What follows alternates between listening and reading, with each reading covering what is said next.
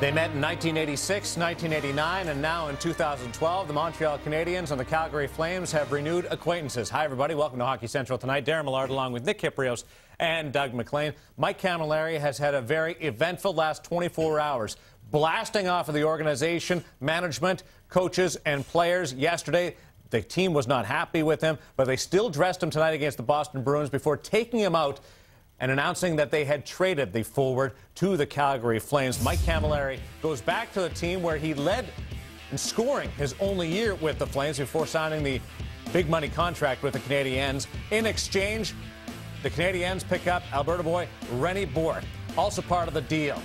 Kari Romo, who's playing in the KHL with Amgard Omsk. He's a game below 500, but decent numbers, and a fifth-rounder. And for the Montreal Canadiens, they pick up seventh-round draft choice, plays with the Tri-City Americans, Patrick Holland. Significant deal because you have two top six forwards on respective teams, two teams outside the playoff picture, Doug. Yeah, it makes sense, I guess, when you look at it that they are top six forwards. I mean, I'm just confused about how it all came about and how the lack of shopping that went on with it. But look, Rennie Bourque has been a respectable player for the Calgary Flames. He fits in fine with the Montreal Canadiens. Cammalleri was a star in Calgary, having a horrendous year. I mean, it could work out well for the Calgary Flames. I don't know that it's going to make much difference for Montreal other than clear up cap space, but it may give the Calgary Flames a chance to make the playoffs. Yeah, and I know there's talk that this deal might have been in motion, what they said beginning of December. I don't necessarily buy that. I've been in this industry a long time, and if Camalleri's name was truly being shopped out there, I think it would have gotten out from various teams. I don't know how hard Gauthier shopped this. But at the end of the day, I like Rennie Bourque, but he doesn't have the skill of a Cammalleri, a game breaker like Cammalleri. I think it adds a lot to Calgary, at least for a chance to get them into the playoffs. The two principals come at it in very different ways. Mike Cammalleri was taken out of a game that he was playing in when he was informed of the trade, and Rennie Bourque was sitting out another game of his 5-game suspension when he was told he's headed to Montreal. It's a big shock. I had no idea that any of this was going on. But if there's any place I want to play, it was Montreal. I've always enjoyed playing there, so I'm happy that I get to go to a place where I enjoy playing and a place where one day I want to play, and now I'm going to get that chance. Both the Canadiens and the Calgary Flames are outside the top 8 in their respective conferences. Jay Feaster at the start of the season declared that Calgary would make the Stanley Cup playoffs, and that's why he had to make a deal. He shopped Rennie Bourque throughout the season and finally found a suitor. He spoke with Roger Millions in the first intermission of the Calgary Flames game against the Anaheim Ducks on Sportsnet West. Thanks very much, General Manager Jay Feaster. Quite a move. Michael Cammalleri coming back to the Calgary Flames. Rennie Bourque going over to Montreal. Young players and picks. How long has this been in the making, this deal? Was it quick? Was it long? It's taken quite a bit of time, actually. We've been talking, Pierre and I have been talking for quite some time, and the deal has kind of gone back and forth in different formats, and wasn't quite where we wanted it, and it's kind of been on and off the rails a little bit. And last night it heated up again, and we had some more conversations today, and we were able to get something done late afternoon, and then we're able to consummate it as far as the trade conference call tonight. Michael Cammalleri had his best season as a Calgary Flame. Tell me the appeal for this organization to get him back. Yeah, he's a dynamic hockey player. He's a highly skilled guy. We believe he's a point-per-game player. He's somebody who clearly is going to help our power play. I mean, when he was here before, 19 of his 39 goals were scored in the power play, and he's a guy who we think just needs a change of scenery. He's a veteran presence in the room, going to add that veteran voice. And what I like is when I phoned him after the deal was done and I said who was calling, the first thing he said before he even said hello was, "What are we, 4 points out?" I mean, he knew. He said, "We play Saturday night, right?" He said, "It's hockey night in Canada." I mean, he was all over it. He said, "How are we doing tonight? We're playing tonight, aren't we?" So just, he's excited to come back here, and we're excited to have him. It doesn't come cheap.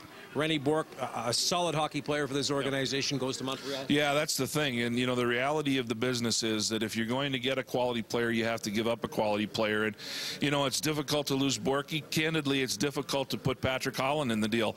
While he was a 7th-round draft draft pick. We think he's a much better player than that. At the same time, though, we get a player that I'm familiar with from my days in Tampa, a goaltender that we had drafted there and has played. He has some NHL experience, and according to our pro guys in Europe, is the top goaltender in Europe. So, you know, it's tough to give up good players, but you have to if you're going to get good players and assets back. You've been a busy man, my friend. Thank you for taking the time to do this. It's my pleasure. Thank you, Ray. Jay Feaster and the Flames making a major move, getting Mike Camilleri to come back to Calgary. They may have been talking for a while, but these were the words from Mike Camilleri yesterday. I can't accept that we will display a losing attitude as we're doing this year. We prepare for our games like losers. We play like losers, so it's no wonder why we lose. It caused a firestorm in Montreal. Are you surprised the Canadiens as an organization didn't try and save his time with the Canadiens? Well, you know what? I am surprised, and I think with a lot of organizations, it would have been resolved and worked out. But there's been so much turmoil within the coaching staff. There's been so much with Pierre Gauthier and how he's not around the team and directly involved that it doesn't surprise me that it wasn't. This is a skilled player. This is a player that I'm really shocked that it couldn't have been worked out. But I know Mike Camilleri. I'm a Mike Camilleri fan. I like him as a kid, but he is a high-maintenance player. And when things aren't going well for him, he takes up a lot of oxygen in that dressing room. And you know what? Maybe not the easiest guy to work things out with. But again, I think they've given up a good hockey player and got a reasonable player back in Bourque. So I would have worked a little harder to try to work it out. Yeah, I think it's just too easy for Montreal now to make him the scapegoat here. And, you know, you look at the things that have derailed this season. Is it a situation, guys, where it's Mike Camilleri's fault that Markov was signed for over, what, $17 million over 3 years, hasn't played 1 minute at all? No help there. The mockery with Pierre Pern. The mockery with Jacques Martin going in, Randy Cunningworth coming in. All of this falls now on Camilleri. Everything's fixed now that you got to trade Camilleri. I get the fact that he was a little emotional. Maybe probably shouldn't have said what he said.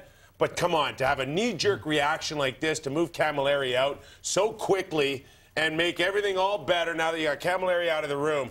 Sorry, I don't buy it for a second. And we talked about a similar situation, you and I, earlier, about the Eller deal for Halak. Halak coming off the high of a career, taking this team deep in the playoffs, and all of a sudden, out of the blue, he's moved for Lars Eller when it didn't seem that it was out there. Surprising. Two biggest pieces from that Stanley Cup playoff run a couple of years ago are now no longer with the Canadiens.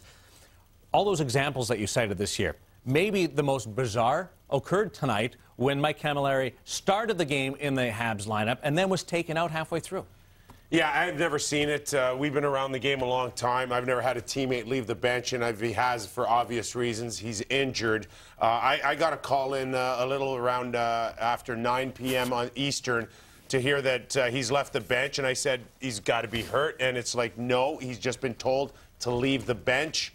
And that's when I ended up tweeting out that I believe that there's a trade in the works, and then everything blew up. But Matt, can you recall? Yeah, I've heard of one situation, and that's with the St. Louis Blues. Scotty Bowman was very upset with Bob Plager, told him to go to the airport, and I'll phone you within 2 hours and tell you where you're traded. Phoned him in 2 hours, told me he changed his mind to come on back.